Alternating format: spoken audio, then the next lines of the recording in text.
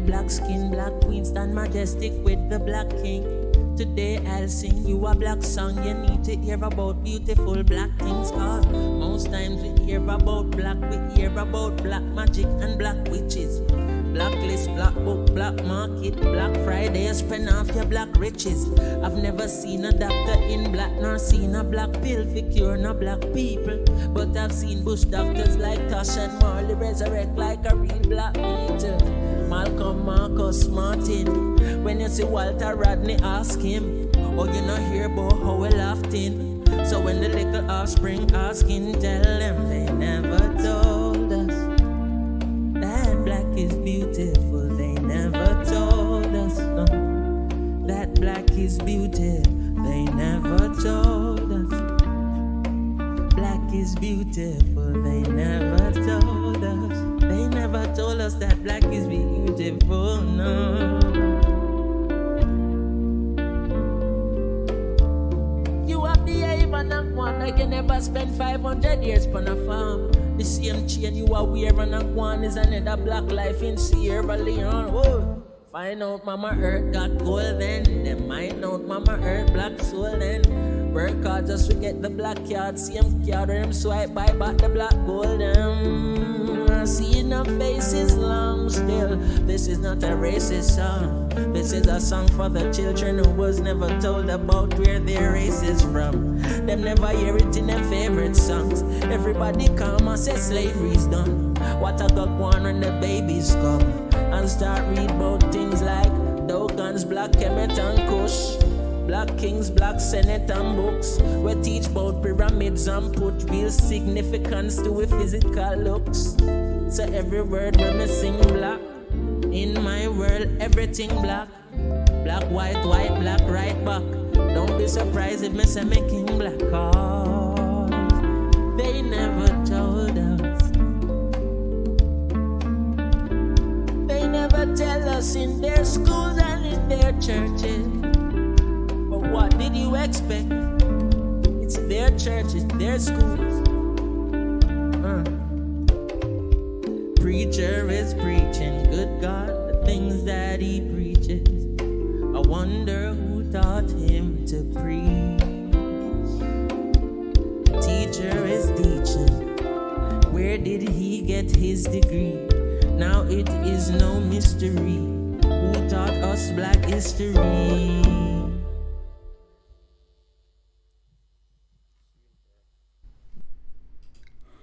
Well, good evening. This is another Wednesday Bible study, and just want to thank you for coming out.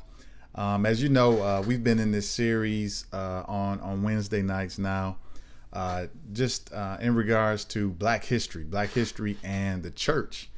And so we have been talking about those who have been trailblazers, who God has actually used to help in the furtherance not only of the gospel message, but also in the aspect of abolishing slavery, right? Not only in abolishing slavery, but advancing civil rights. And so we talked about at the very beginning, we started with Carter G. Woodson, who was the founder of Black History Week, which evolved into Black History Month. And we learned why it was important to actually understand why this is necessary, that not just the world communicates it, which is being a terrible job is being done with the world in regards to them communicating Black history, but why it's important to the church. And I want to remind you once again that it's important to the church because we get to see what God has done in history, through this particular group of people. And particularly today, we are speaking about those in Black history, right? Those who have roots in Africa, those who have been spread out due to slavery, mostly due to slavery. They have been spread out throughout the world, but God did not stop using them, and God did not use bondage to hold them back. But in spite of their bondage, he still used them. And so it's important to understand, when you want to ask, what was God doing? God was up to something, even in the midst of slavery, God was up to something. So it was not as bad as it was, and it was an atrocity, right? A historical atrocity that still bears weight today. You don't want to deny that part of it. But what I want you to see and what I want you to understand is the fact that blacks are still here, the fact that blacks are still excelling. All of these things take place by God's hand, right? By God's hand. And it's important for those who are not black to understand this history as well, to understand that God was at work, right? To dispel those evil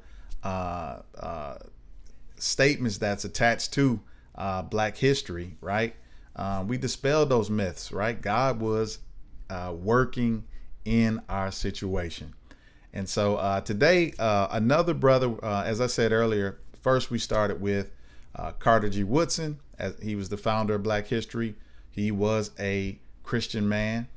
The church actually helped to establish Black History Month, right? Along with his fraternity, Omega Psi Phi. They helped to establish Black history and push Black history forward.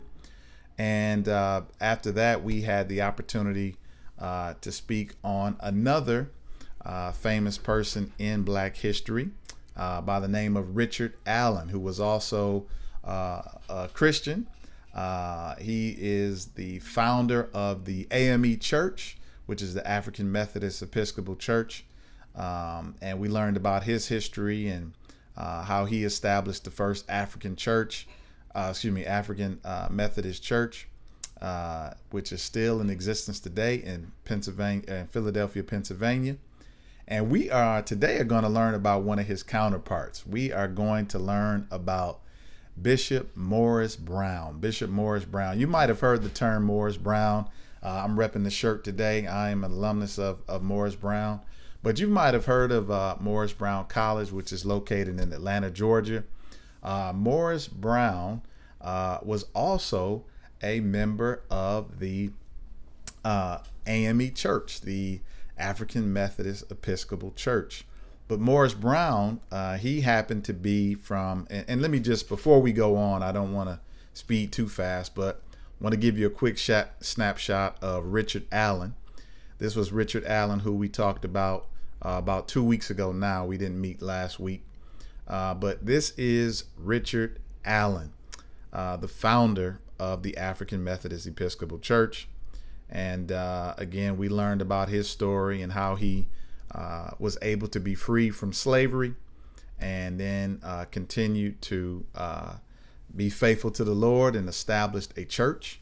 And we learned about the contention, everything that he faced, right?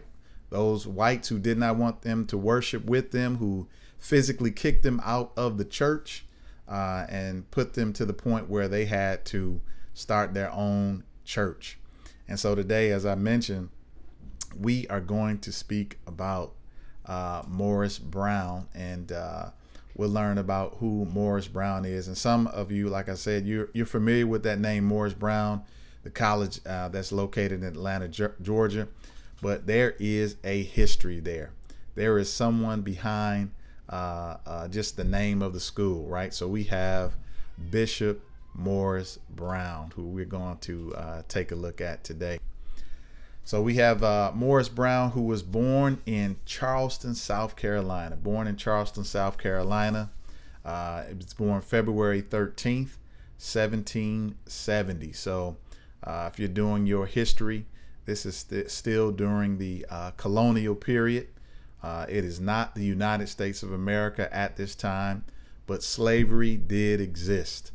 And so he was born free. There were a few people who were born free, but you had different groups, right? You had those who were referred to as mulattoes.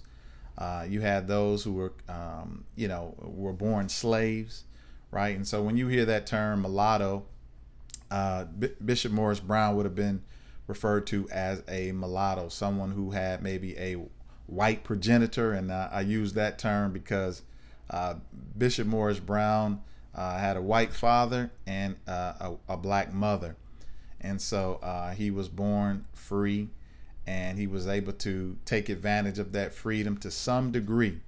Remember that these slaves, even those who were free, were still subject to what we call black codes, still subject to black codes. And if you know anything about black codes, even during this time, blacks could not read. There were anti-literacy laws, so they were unable to read.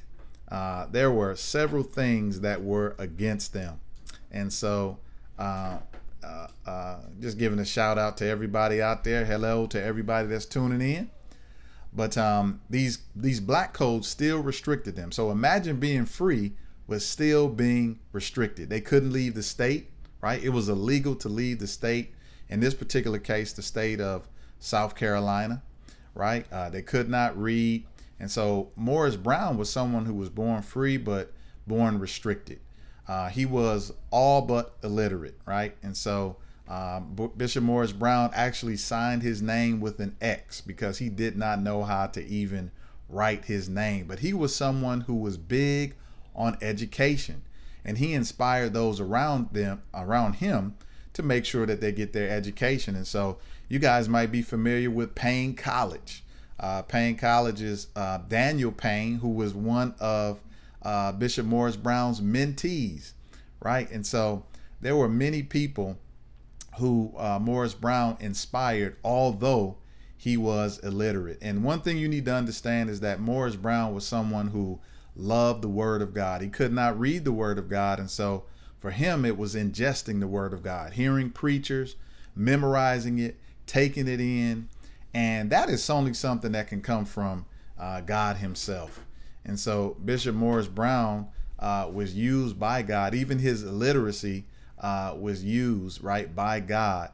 He still spread the gospel. When I tell you the impact that this man had on the overall church and Christendom in general, it's impressive. It's impressive. In spite of everything that he had to go through, and in spite of everything that was against him, this man was still used by God. God's hand, God's favor was upon Morris Brown, and we still are speaking his name today. As you see, he was born February 13, 1770, and Morris Brown is not forgotten. So, born to anti-literacy laws, he had no formal education.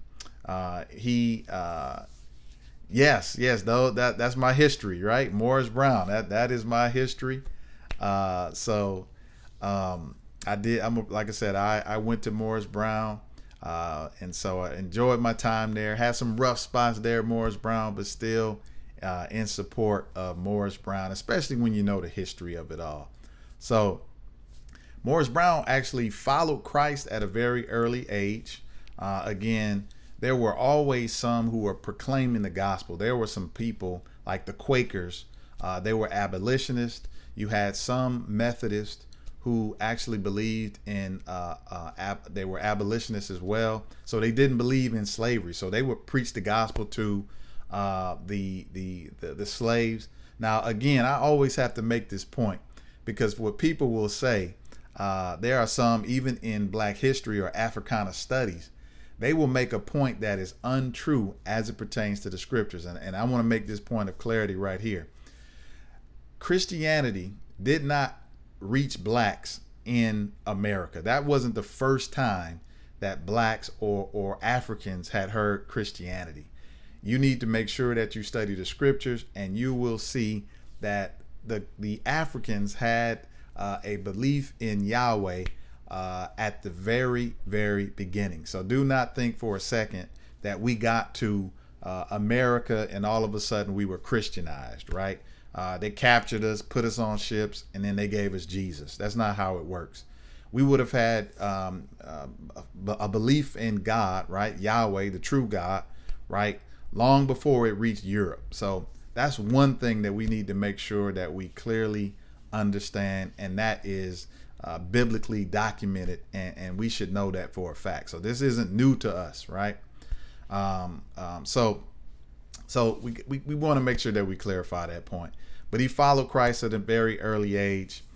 He grew up. He was on fire for the Lord. He proclaimed the gospel around his friends. and he would preach locally. He had a few white advocates, right, who believed in him and his ministry, and so they supported Bishop Morris Brown. And so he, remember, this illiterate guy was able to reach out and lead not only freedmen, right? He would preach to the freedmen, but he would also preach to the slaves. So he had favor amongst the freedmen and also amongst the slaves. Because as I said before, Bishop Morris Brown was born free. He was born free, but he was born restricted, right? Still born restricted. So he had favor with both, and all loved his leadership. They enjoyed his leadership, and Bishop Morris Brown was able to start a church. And so he started a church here in South Carolina. But what I want to let you know is that the whites at that time were against blacks who formulated churches in South Carolina. If you know anything about the history of the African in South Carolina, it was one of the major ports where slaves came in. They came into South Carolina, they went north, they went south, but it was a major port for slavery. And so the one thing you need to know is they were against blacks gathering. That was one of the black codes, that you could not gather without a white person present, even in a church. You could not gather and not have a white person in your presence watching what you say, right? So at one point they would go to the AM services, and then the whites would also come to their PM services to watch and make sure what they were saying. But again, as I told you, Bishop Morris Brown was one who was strongly against slavery. He spoke out against slavery, even amongst his white counterparts. They knew how he stood, and they still allowed him to do what he was supposed to do. But here's a turning point. Here's where things went bad for him. And you might be familiar with, let me just show you a quick picture also of Bishop Morris Brown. This is Bishop Morris Brown. This is what he looked like. As you can see, he was more fairer skinned, no fault of his own. Again, he had a white father and a black mother. And again, he was considered a mulatto. And so that term is not the term mulatto is not an enduring term, right? It wasn't an enduring term at that time. And if you know any history, it still isn't an enduring term. It had to do with the fact that you were, your progenitor, the person who created you, was, you might be the product of a rape situation. And so when you're white and black, it was probably alluding to the fact that your mother was raped. And so it wasn't as a condescending term. Okay. So that's Bishop Morris Brown. But I want to show you really quickly someone else you might know, Denmark Vesey. So you got Denmark Vesey, and this is one of the reasons that Morris Brown is famous or infamous, however you want to surmise Bishop Morris Brown. But he was friends with Denmark Vesey. Denmark Vesey was also a mulatto. He was born free, but at one point he was sold into slavery by his master, Captain Vesey.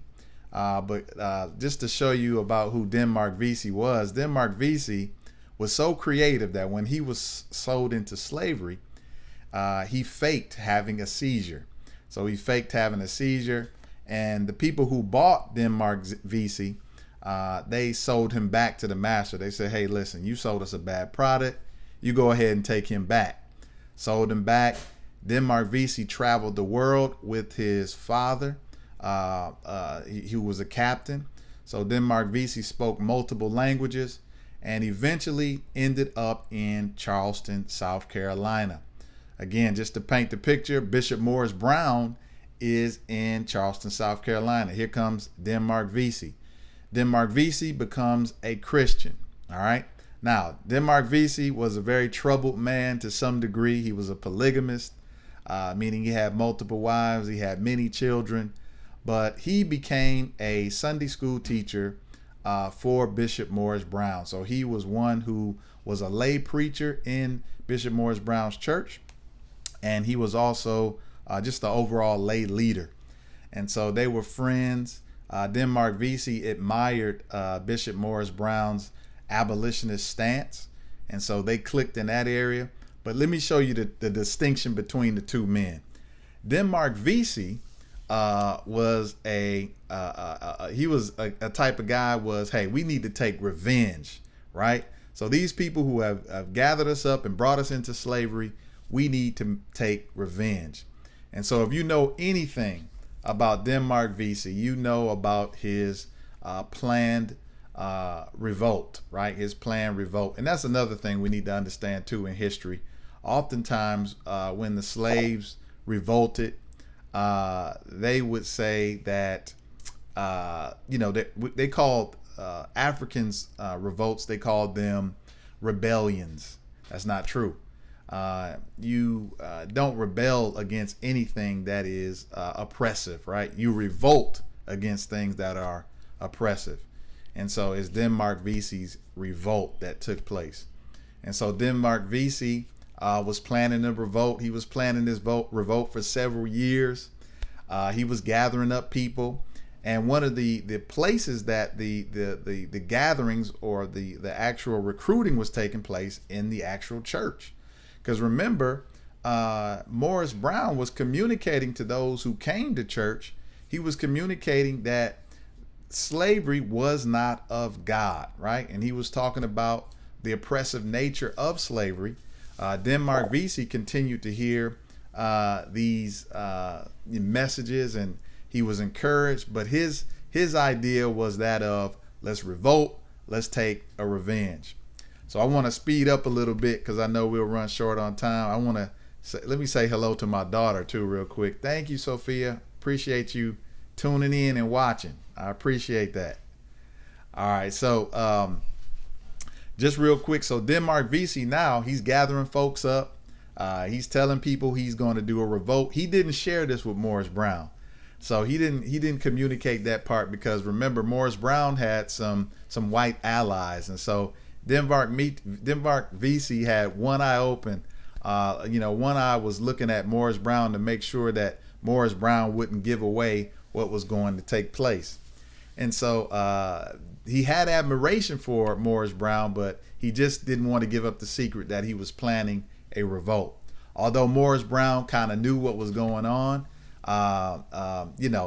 they just stayed separated. Long story short, Morris Brown's friend, who was an attorney, shipped Morris Brown up to Philadelphia.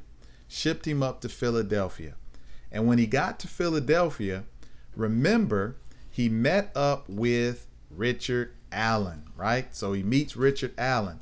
Richard Allen is impressed by Morris Brown. He's like, man, here is a guy who loves the Lord, who's willing to go to prison, right, for fighting for slavery as an abolitionist. And he had tremendous respect for Morris Brown, so much so that he made him a bishop in the African Methodist Episcopal Church. Now, Richard Allen is getting old. And so he's starting to die off. And so he's giving leadership to Bishop Morris Brown. And one day, Richard Allen died. Morris Brown becomes the bishop of the African Methodist Episcopal Church. So Morris Brown is the second bishop in the African Methodist Episcopal Church. So under his leadership, under Morris Brown's leadership, he ends up building over 3,000 churches. 3,000 churches. Here's a man that cannot read, but was able to build 3,000 churches, spread the denomination in Canada, from Canada all the way out west, right? They even took the denomination out west under the guides of Morris Brown. I say all that to say, right, that here is a man that could not read, but God yet and still used him for his glory. Bishop Morris Brown, first and foremost, was sold out to the Lord. He was sold out to the fact that he wanted to make sure that men would be saved, right? That their hearts would be changed. And then second of all, he was communicating to the issue of the day. He was communicating that slavery was wrong. He was standing up to it.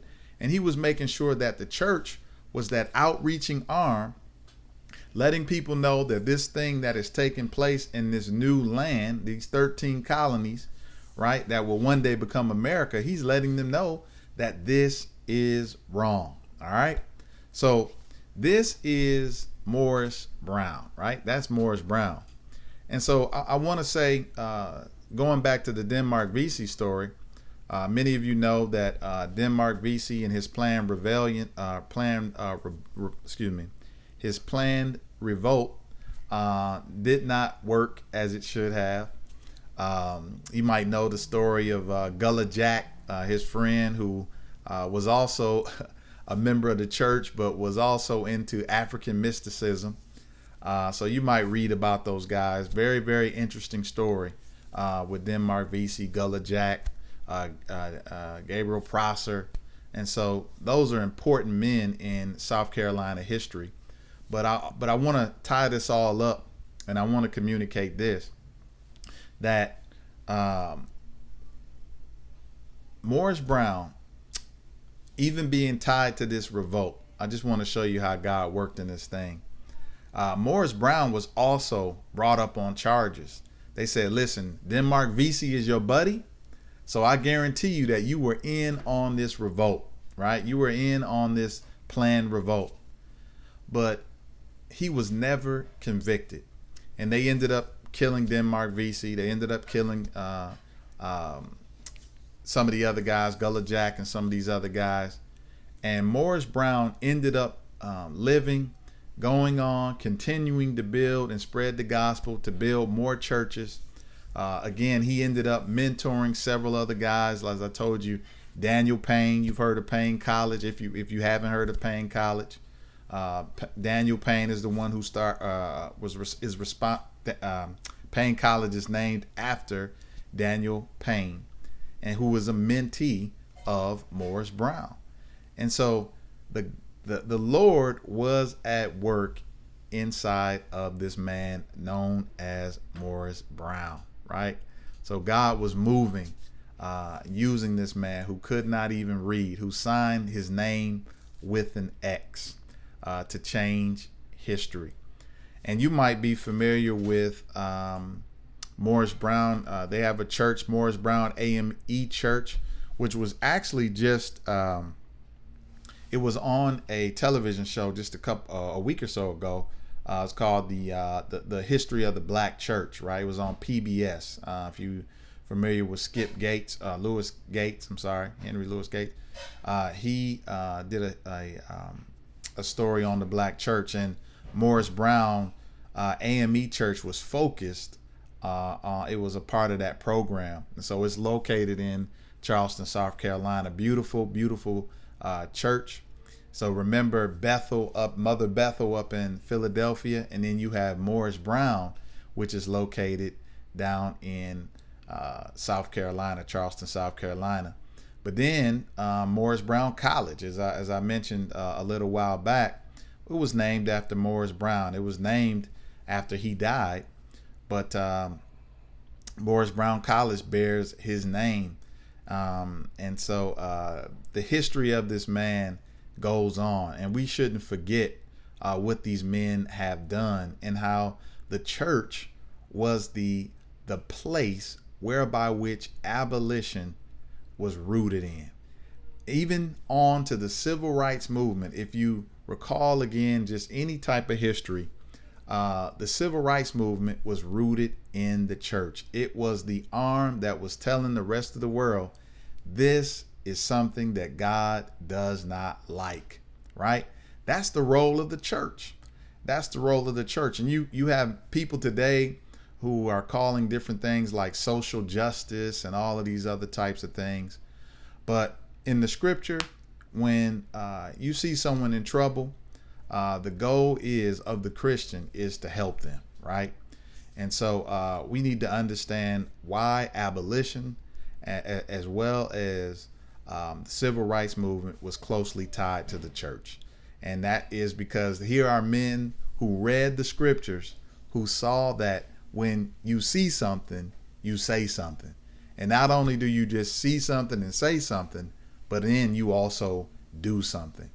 As I told you earlier, Richard Allen was so impressed by Morris Brown that he said, man, this guy is willing to go to prison for his stances, right? He loves the Lord, and he's also willing to go to prison in order to free these slaves. He said, this is a man that you can follow after, right?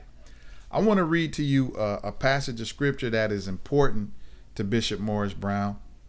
One of his sermons, I was reading one of his sermons, really good sermon. And I want to read to you one of his passages that was dear to him. Comes out of Hebrews chapter 11.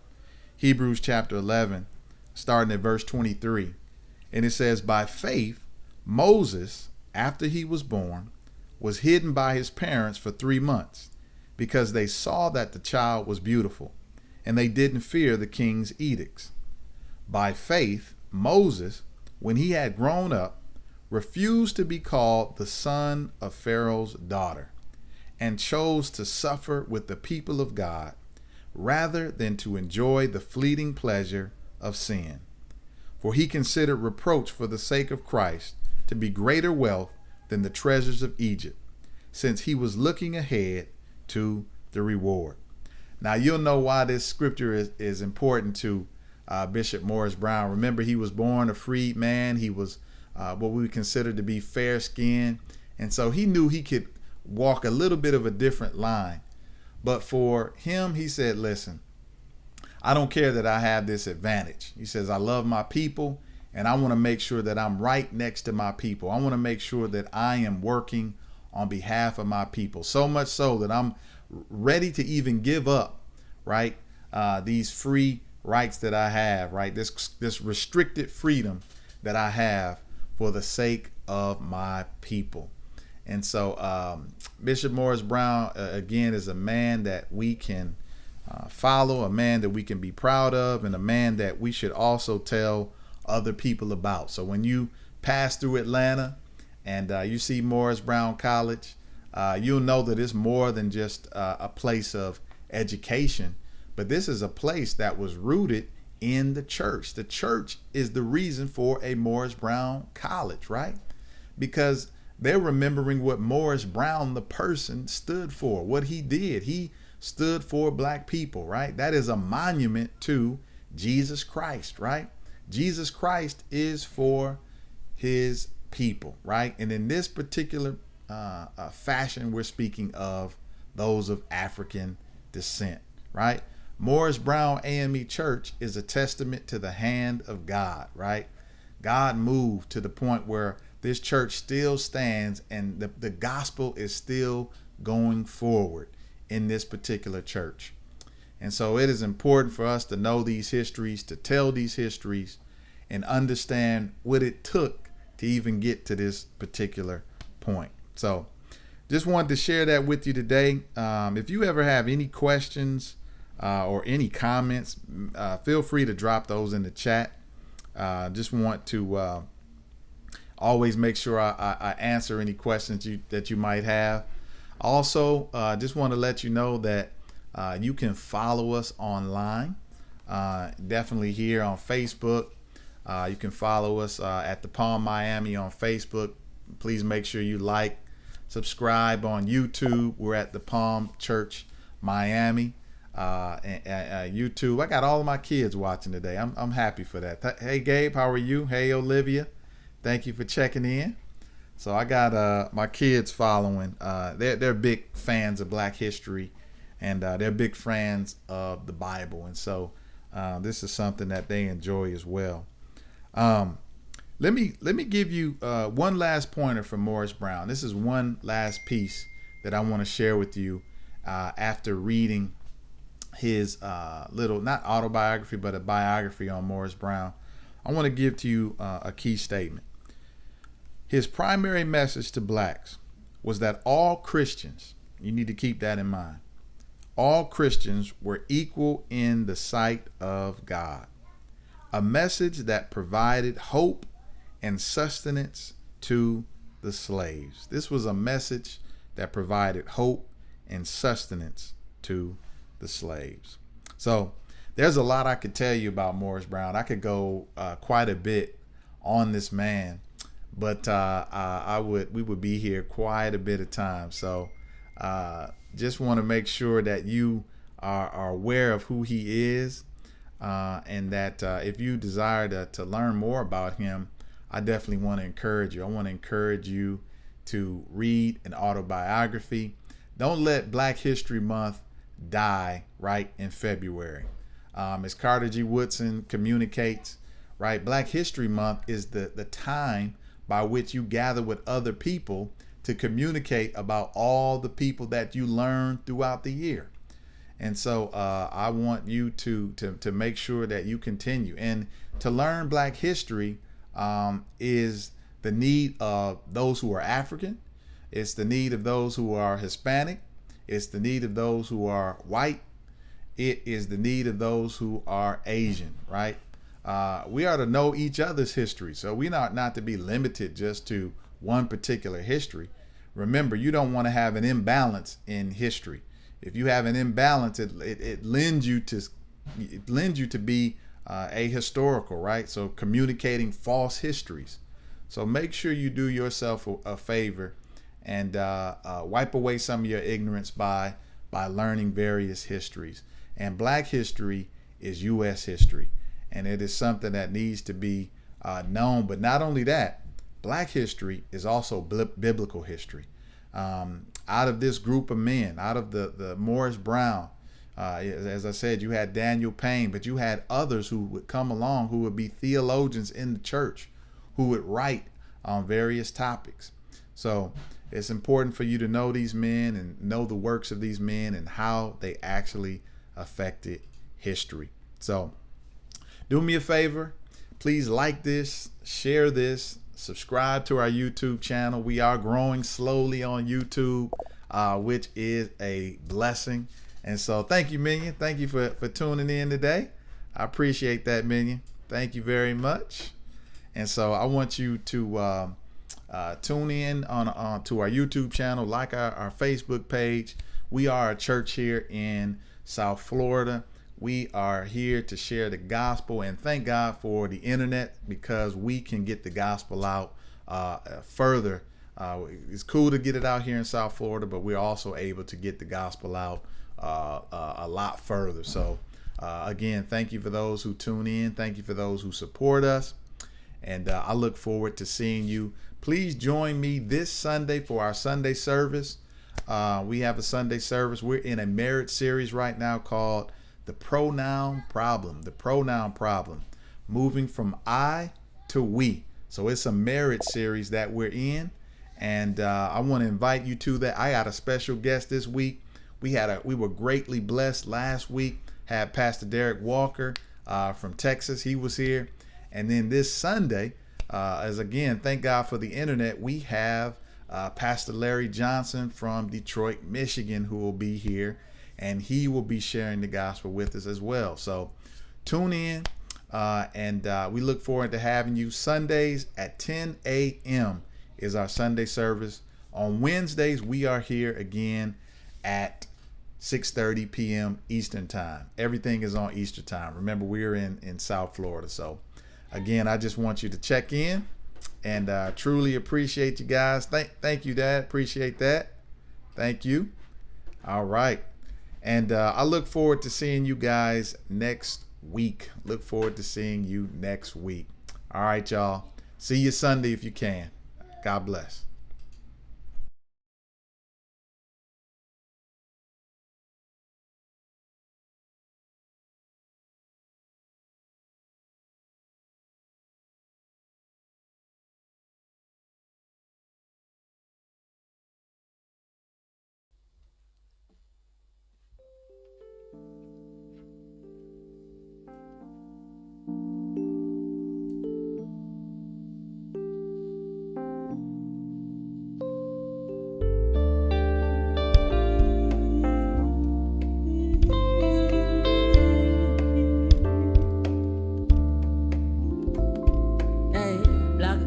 Black hair, black skin, black queen, stand majestic with the black king. Today I'll sing you a black song. You need to hear about beautiful black things, cause most times we hear about black, we hear about black magic and black witches. Blacklist, black book, black market, Black Friday, spend off your black riches. I've never seen a doctor in black, nor seen a black pill for cure no black people. But I've seen bush doctors like Tosh and Marley resurrect like a real black meter. Malcolm, Marcus, Martin. When you see Walter Rodney, ask him. Oh, you not hear about how we laughed in. So when the little offspring asking, tell them they never told us that black is beautiful. They never told us no, that black is beautiful. They never told us black is beautiful. They never told us. They never told us that black is beautiful. No. You have the even and one like you never spend 500 years on a farm. The same chain you are wearing and one is another black life in Sierra Leone. Whoa. Find out Mama Earth got gold then. Them mind out Mama Earth black soul then. Work hard just to get the black card. Same card or them swipe buy back the black gold. I see enough faces long still. This is not a racist song. This is a song for the children who was never told about where their race is from. Them never hear it in their favorite songs. Everybody come and say slavery's done. What I got one when the babies come and start read about things like Dogans, Black Kemet and Kush, Black Kings, Black Senate and books. We teach about pyramids and put real significance to a physical looks. So every word when me sing black, in my world everything black. Black, white, white, black, right back. Don't be surprised if me say me king black, cause they never told us. They never tell us in their schools and in their churches. But what did you expect? It's their churches, their schools. Preacher is preaching, good God, the things that he preaches. I wonder who taught him to preach. Teacher is teaching, where did he get his degree? Now it is no mystery who taught us black history.